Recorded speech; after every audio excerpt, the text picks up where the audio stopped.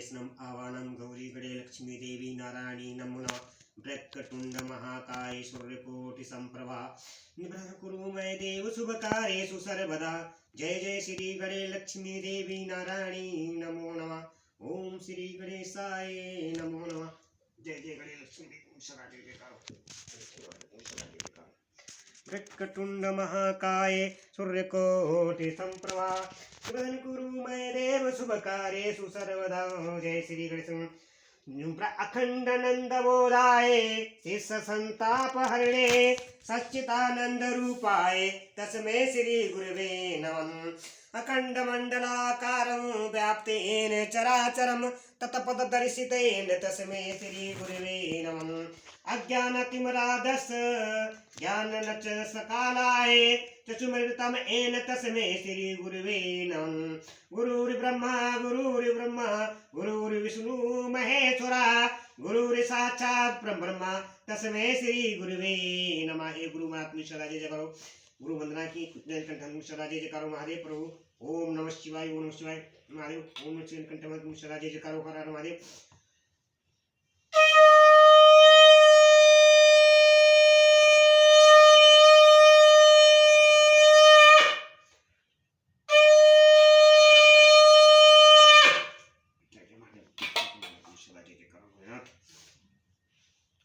मैं जय भोलेनाथ मुसला जय जय ओम शिवाय ओम नमः शिवाय ओम नमः शिवाय ओम नमः शिवाय। मैं यूट्यूब माध्यम से यूट्यूब चैनल के द्वारा से जो कल कथा मैंने सुनाई थी विभिन्न पुष्पों अन्नों तथा जल आदि की धाराओं के शिव की पूजा का महत्व से सुनाया था अध्याय 14 से।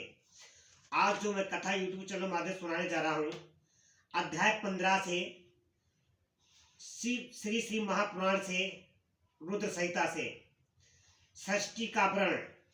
जो इस कथा को सुनेगा लाइक करेगा कमेंट करेगा उसके कलयुग के सारे पाप भाग जाएंगे और घर में सुख शांति मिलेगी। जय जय भोलेनाथ सदा जय जयकार हो। षष्ठी का व्रण। तदंतर नारद जी के पूछने पर ब्रह्मा जी ने कहा मुने हमें पूर्वक आदेश देकर जब महादेव जी अंतर्धान हो गए तब मैं उनकी आज्ञा का पालन करने के लिए ध्यान मग्न हो गया। ध्यान मग्न हो कर्तव्य का विचार करने लगा। उस समय भगवान शंकर को नमस्कार करके श्रीहरि से ज्ञान पाकर परमानंद को प्राप्त हो मैंने षष्ठी करने का ही निश्चय किया। तात भगवान विष्णु भी वहां सदा शिव को प्रणाम करके मुझे आवश्यक उपदेश दे तत्काल अदृश्य हो गए। वे ब्राह्मण से बाहर जाकर भगवान शिव की कृपा प्राप्त करके वैकुंठ धाम को जा पहुंचे और सदा वहीं रहने लगे। मैंने षष्ठी की इच्छा से भगवान शिव और विष्णु का स्मरण करके पहले रचे हुए जल में अपनी अंजलि डालकर जल को ऊपर की ओर उछाला। इससे वहां एक अंड प्रकट हुआ जो 24 तत्वों का समूह कहा जाता है। विप्रवर वह विराट अवकरण वाला अंड जड रूप ही था। उसमें चेतनता ना देखकर मुझे बड़ा संशय हुआ और मैं अत्यंत कठोर तप करने लगा।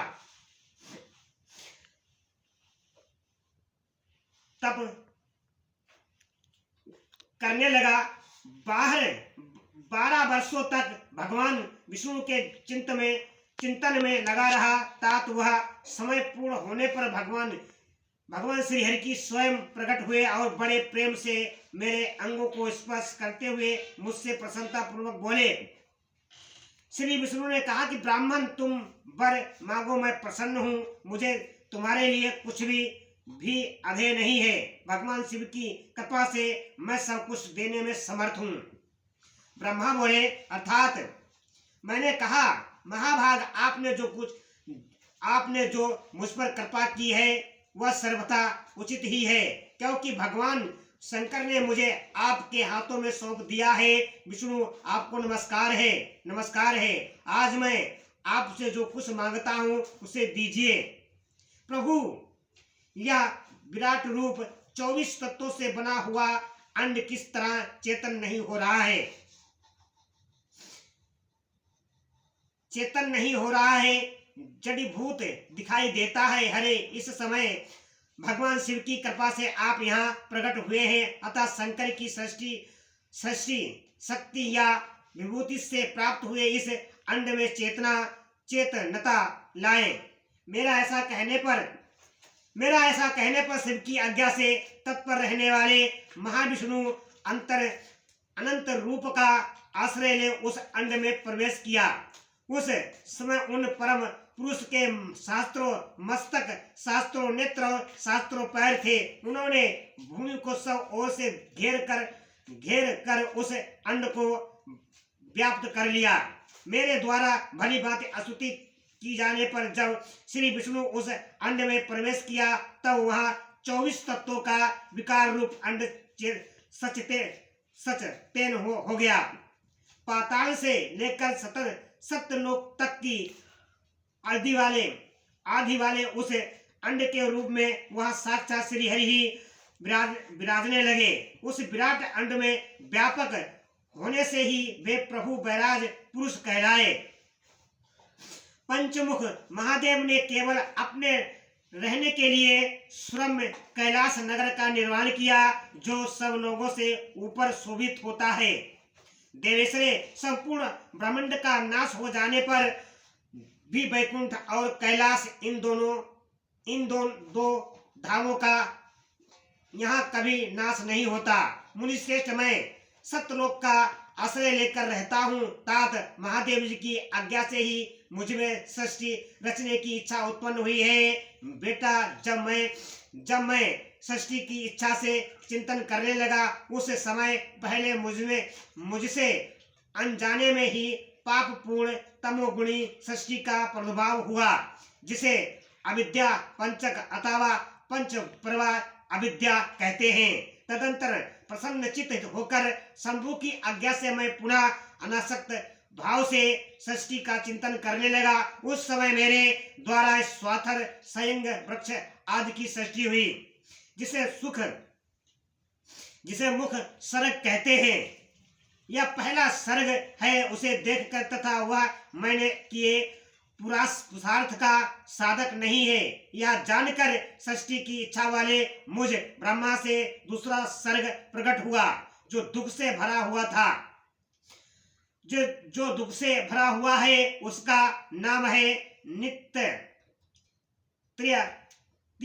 तिक्रास्तता।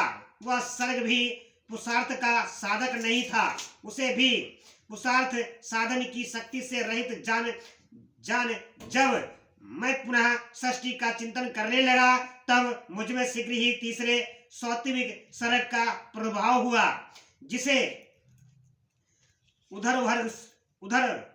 उद्धवर्तता कहते हैं। यह देव सर्ग के नाम से विख्यात हुआ। देव सर्ग सत्यवादी तथा अत्यंत सुखदायक है। उसे भी पुरुषार्थ साधन की रुचि एवं अधिकार से रहित मानकर मैंने अन्य सर्ग के लिए अपने स्वामी श्री शिव का चिंतन आरंभ किया। तब भगवान शंकर की आज्ञा से एक रजोगुणी सृष्टि का प्रादुर्भाव हुआ, जिसे अमरक्ष तोता कहा गया है। इसी स्वर्ग के प्राणी मनुष्य हैं। हुआ जिसे अब्रक स्तोरता कहा गया है। इसे स्वर्ग के प्राणी मनुष्य हैं, जो पुरुषार्थ साधन की उच्च अधिकारी हैं। तदंतर महादेव जी की आज्ञा से भूत आदि की सृष्टि हुई। इसी प्रकार मैंने 5 तरह की वैकृति सृष्टि का वर्णन किया। इनके सिवा 3 प्राकृत सर्ग भी कहे गए हैं, जो मुझ ब्रह्मा के संबंध से प्रकृति से ही प्रकट हुए हैं। इनमें पहला महत्व का सर्ग है, दूसरा सूक्ष्म भूतों अर्थात तन्मात्राओं का सर्ग है और तीसरा वैकारिक सर्ग कहलाता है। इसी तरह ये 3 प्रकृति सर्ग है। प्राकृति और वैकृति दोनों प्रकार के संग्रह को भी मिलाने से 8 सर्ग सगर होते हैं। इनके सिवा 9वां कुमार सर्ग है जो प्रकृति और विकृति भी है। इन सबके अवंतर वेद का वर्णन किया, वेद का मैं वर्णन नहीं कर सकता क्योंकि उसका उपयोग बहुत थोड़ा है। अवधिजात्मक सर्व का प्रतिपादन करता हूँ। इसी का दूसरा नाम कुमार सर्ग है, जिसमें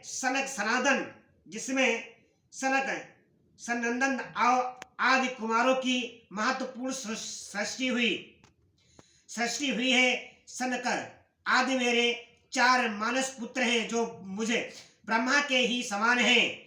वे महान वैराग्य से संपन्न तथा उत्तम व्रत का पालन करने वाले हुए उनका मन सदा भगवान शिव के चिंतन में ही लगा रहता है। वे संसार से विमुख एवं ज्ञानी है। उन्होंने मेरे आदेश देने पर ही सृष्टि के कार्य में मन नहीं लगाया। मुनि श्रेष्ठ नारद सनकादि कुमारों के दिए हुए नकारात्मक उत्तर को सुनकर मैंने बड़ा भयंकर क्रोध प्रकट किया। उस समय मुझ पर मोह छा गया। उस अवसर पर मैंने मन ही मन भगवान विष्णु का स्मरण किया। वे शीघ्र ही आ गए और उन्होंने समझाते हुए मुझसे कहा कि तुम भगवान शिव की प्रसन्नता के लिए तपस्या करो। मुनि श्रेष्ठ श्रीहरि ने जब मुझे ऐसी शिक्षा दी तब मैं महाघोर एवं उत्कृष्ट तप करने लगा। सृष्टि के लिए तपस्या करते हुए मेरे दोनों भवों और नासिका के मध्य भाग से जो उनका अपना ही अभिमुक्त नामक स्थान है, महेश्वरी की 3 मूर्तियों में से अत्यंत पुराण से सर्वेश्वर एवं दया सागर भगवान शिव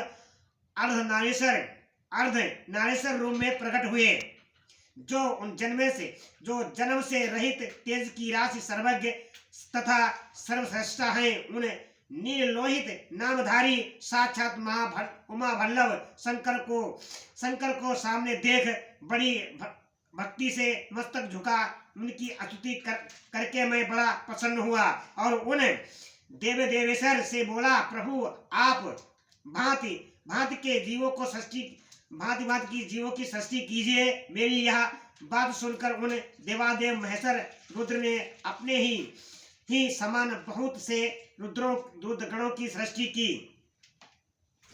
तब मैंने अपने स्वामी महेश्वर रुद्र से फिर कहा कि देव आप ऐसी जीवों को सृष्टि कीजिए जो जन्म और मृत्यु के भय से युक्त हो। मुनि श्रेष्ठ मेरी ऐसी बात सुनकर करुणा सागर महादेव जी हंस पड़े और तत्काल इस प्रकार बोले। महादेव जी ने कहा कि विधाता, मैं जन्म और मृत्यु के भय से युक्त अशोभन जीवों की सृष्टि नहीं करूंगा, क्योंकि मैं कर्मों के अधीन हो दुखों के समुद्र से डूबे रहेंगे। मैं तो दुख के सागर में डूबे हुए उन जीवों का उद्धार मात्र करूंगा। गुरु का स्वरूप धारण करके उत्तम ज्ञान प्रदान कर उन सबको संसार सागर से पार करूंगा। प्रजापते, दुख में डूबे हुए सारे जीव की सृष्टि तो तुम ही करो। मेरी आज्ञा से इस कार्य में प्रवृत्त होने के कारण तुम्हें माया नहीं बांध सकेगी मुझसे। ऐसा कहकर श्री भगवान निर्लोहित महादेव मेरे देखते देखते अपने प्रसाद के साथ वहां से तत्काल तिरोहित हो गए। जय जय जय जयकारो। ये कथा मैंने YouTube माध्यम से सुनाई है। जो भी इस कथा को सुनेगा, एक लाइक करेगा, एक कमेंट करेगा, जो आगे शेयर करेगा, उसके कलयुग के सारे पाप भाग जाएंगे। इस कथा को मन लगा के हर हर महादेव, तुम्हें सदा जय जयकारो। नीलकंठ महादेव।